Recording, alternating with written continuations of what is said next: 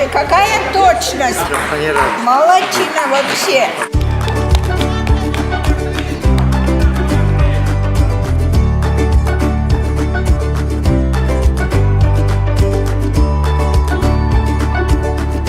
Представьте себе, многие люди с инвалидностью не работают.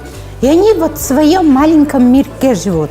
Для них общение немаловажно. На все поездки, на все эти семинары нужны же финансы.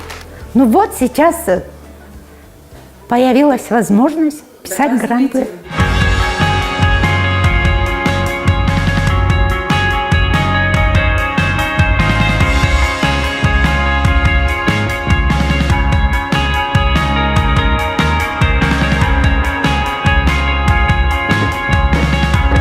Два человека у нас на принадлетке нашли друг друга. Оба люди с инвалидностью. Один колясочник, вторая тоже имеет физические проблемы со здоровьем. Но они поженились, и они живут вместе. Благодаря нашим вот этим мероприятиям. Какое счастье!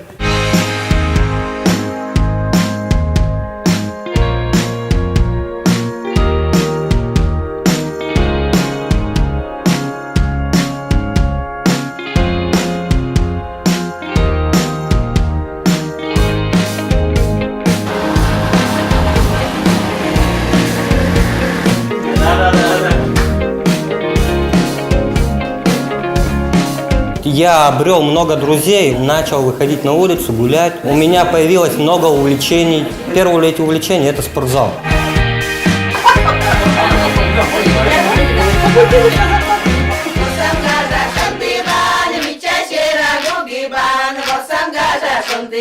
Чужие не понимают, но свои-то наши вот понимают. И мне веселее, чем дома сидеть там, ихнуть.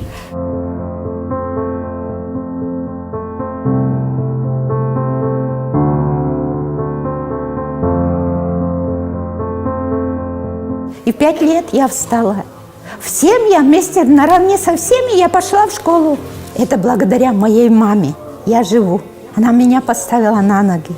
Я не осталась в 4 стенах. И я сейчас родителям всегда говорю, которые воспитывают детей с инвалидностью, не надо опускать руки, надо до конца бороться.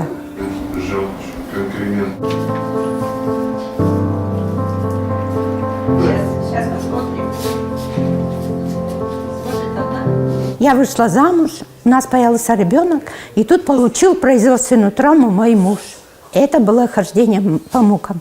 Куда я только не обращалась. Руку протянуть было некому. Когда я эту ситуацию все-таки в семье вырулила, и я поставила цель. Где что, какие курсы, какие семинары, я везде старалась участвовать. Благодаря этому и у меня успешная проектная деятельность. Молодежь, глядя на нее, стараются не замыкаться в себе, не замыкаться дома, да. Они стараются идти вперед и становятся ей добрыми помощниками. Я знаю столько, я столько решений находила в своей жизни. Казалось бы, уже все, выхода нету, но я находила этот выход. И мне хочется людям с инвалидностью все это передать.